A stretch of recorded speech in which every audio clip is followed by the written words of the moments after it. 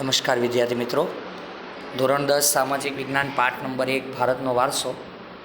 ગઈકાલે આપણે ભારતના વારસામાં વિદ્યાર્થી મિત્રો વારસો કોને કહેવાય, સંસ્કૃતિ કોને કહેવાય તથા વારસાના બે પ્રકારમાંથી પ્રાકૃતિક વારસો અને એની અંદર સમાવિષ્ટ બાબતો ઘટકોની ચર્ચા કરી. આજે આપણે પહેલા પાઠના બીજા ભાગમાં સાંસ્કૃતિક વારસાની ચર્ચા કરવાના છીએ.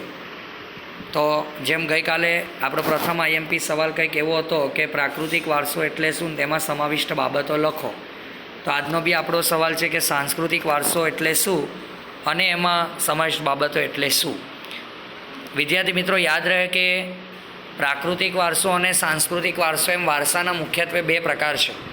અહીંયા જે સાંસ્કૃતિક વારસો છે એની વ્યાખ્યા બરાબર ધ્યાનથી આપણે વાંચીએ કે સાંસ્કૃતિક વારસાનો બીજી એનો અર્થ થાય છે માનવ સર્જિત વારસો. એટલે જો તમને પરીક્ષામાં માનવ સર્જિત વારસા વિશે પૂછાય તો એ માનવ સર્જિત વારસો એટલે જ સાંસ્કૃતિક વારસો.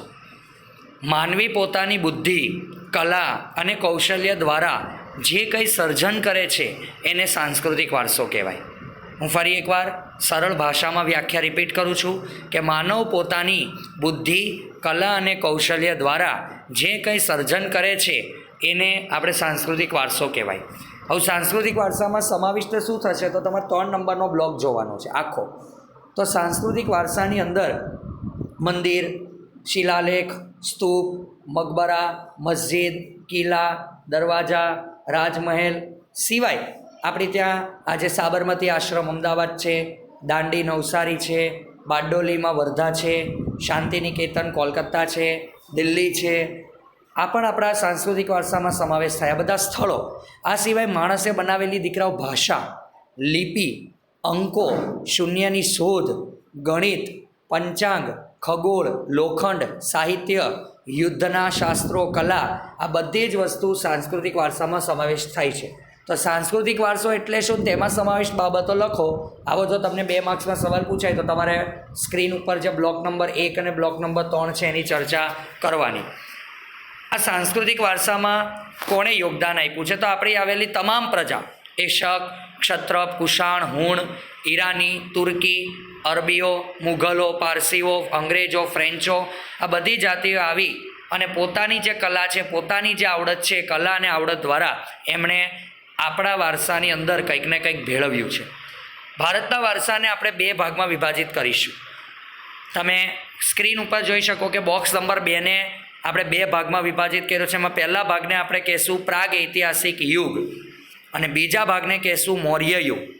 તો ભારતના કયા કયા એવા ઐતિહાસિક આપણને વારસો મળેલો છે સાંસ્કૃતિક, તો જો હું પ્રાગ ઐતિહાસિક યુગની વાત કરું તો આજથી 5000 વર્ષ પહેલાં સિંધુ ખીણના અવશેષોમાં આપણને દાઢીવાળા પુરુષનું એક શિલ્પ મળેલું છે, નર્તકીની મૂર્તિ મળેલી છે, એ સિવાય દેવી દેવતાની મૂર્તિ અને રમકડા પ્રાપ્ત થયા છે. હવે તમે સામેની બાજુમાં જાઓ તો મૌર્ય યુગની અંદર આપણને ઊંધા કમળ ઉપર સિંહ અને વૃષભનું શિલ્પ, આ સિવાય ગૌતમ બુદ્ધની 2 મૂર્તિ, એકનું નામ છે પ્રજ્ઞા પારિમિતા અને બીજું નામ છે ધર્મચક્ર પ્રવર્તન, જૈન ધર્મની કાલખંડની મૂર્તિ અને ઇલોરામાં રાષ્ટ્રકૂટ એ બનાવેલી ગુફાઓ આપણને મળેલી છે. હવે આપણો મોસ્ટ એમપી સવાલ 3 માર્ક્સનો એ છે કે ગુજરાતનો સાંસ્કૃતિક વારસો સમજાવો. તો દીકરાઓ ગુજરાતનો સાંસ્કૃતિક વારસો તમે ચોપડીમાં જોઈશો તો ચોપડીની અંદર તમને જમણા પેજમાં નીચેથી ચાલુ થઈને પાછળ ડાબા પેજમાં ઉપર સુધી આખો 3 ગુણનો સવાલ છે જે પ્રથમ સત્રની પરીક્ષામાં પૂછી શકાય છે. પરંતુ ક્યારેક ક્યારેક બોર્ડ એ લાંબા સવાલની અંદરથી 2-2 ગુણના સ્થળો પૂછે છે. તો અહીંયા પણ તમને સ્ક્રીન ઉપર બધા સ્થળો અલગ અલગ કરી દીધા છે. જેમ કે ગુજરાતના સાંસ્કૃતિક વારસાની અંદર આખા સવાલમાં પહેલાં સ્થળો આપ્યા છે ગુજરાતના પુરાતત્વીય. તો ગુજરાતના પુરાતત્વીય સ્થળ બેટા કયા? જે છોકરાઓને વિદ્યાર્થીઓને ખ્યાલ ન હોય કે પુરાતત્વીય સ્થળ એટલે શું, તો મિત્રો પુરાતત્વીય સ્થળનો અર્થ એવો થાય છે કે ખોદકામ દરમિયાન કશું મળ્યું હોય એવી જગ્યા. તો આપણે ગુજરાતમાં એવી જગ્યામાં પહેલું છે લોથલ, ધોળકા અમદાવાદમાં આવેલું છે. બીજું છે રંગપુર, લીમડી. ત્રીજું છે ધોળાવીરા, કચ્છ. આ સિવાય રોઝડી, અહીંયા જે શબ્દ એમાં ફેર છે એટલે યાદ રાખજો, રો છે ર રમકડાનો, રોઝડી અને શ્રીનાથગઢ. તો આ ગુજરાતના હતા પુરાતત્વીય સ્થળ. હવે આવે છે ગુજરાતના ઐતિહાસિક સ્થળ. મિત્રો યાદ રાખજો, તમારે પરીક્ષાની અંદર ગુજરાતના ઐતિહાસિક સ્થળ 2 માર્ક્સમાં આવે છે વારે વારે. આની અંદર સિવાય બી તમારી ચોપડીમાં તમે વાંચી શકો કે વડનગરનું કીર્તિ તોરણ, જૂનાગઢમાં અશોક સમ્રાટનો શિલાલેખ, મોઢેરાનું સૂર્ય મંદિર, ચાંપાનેરનો દરવાજો, સિદ્ધી સૈયદની જાળી, ઝૂલતા મિનારા, સહસ્ત્રલિંગ તળાવ, મુનસર તળાવ, રુદ્રમહાલય, રાણીની વાવ વગેરે. પછીનો પોઈન્ટ આવે છે ગુજરાતના જે વારસાના સ્થળોમાં આપણે 2 જોયા, ઐતિહાસિક અને પુરાતત્વીય. પછી છે ધાર્મિક સ્થળ. તો ગુજરાતમાં ક્યાં ક્યાં ભગવાનના સ્થળો છે તો તમે લખી શકો કે દ્વારકાધીશનું મંદિર દ્વારકા, જગતગુરુ શંકરાચાર્યની શારદા પીઠ પણ આપણી ત્યાં આવેલી છે. આ સિવાય તમે આગળ વધો તો 12 જ્યોતિર્લિંગમાંનું એક એટલે સોમનાથ મહાદેવનું મંદિર છે. આપણી ત્યાં બહુચરાજી માતા, પાવાગઢ, અંબાજી, બરાબર, મીરા દાતાર, ઉનાવા, આ બધા ધાર્મિક સ્થળો આવેલા છે. ડાકોરના ઠાકોર, શામળાજી અરવલ્લીમાં બેઠા છે. આ બધાની તમે ચર્ચા ધાર્મિક સ્થળોમાં કરી શકો. હજી ગુજરાતના આગળ સ્થળોની વાત કરીએ તો અહીંયા તમને આપેલું છે સોમનાથ મંદિર, અંબાજી, બહુચરાજી, અને તમારે જોઈન્ટ કેમાં કરી દેવાનું છે તો આગળ આવેલા ધાર્મિક સ્થળોમાં. હવે આવે છે નંબર 3. આપણે પહેલાં આપણે આખો અત્યારે સવાલ કયો ભણીએ છીએ એને બરાબર સમજજો. આપણો સવાલ અત્યારે મિત્રો ચાલે છે ગુજરાતનો સાંસ્કૃતિક વારસો, જેની અંદર તમારે જુદા જુદા ગુજરાતના સ્થળ લખવાના છે. જેમાં પહેલું તમે પુરાતત્વીય સ્થળ લખ્યું, બીજા તમે ઐતિહાસિક સ્થળો લખ્યા, ત્રીજા તમે ધાર્મિક સ્થળો લખ્યા. હવે ચોથા લખવાના છે પ્રવાસનલક્ષી સ્થળો.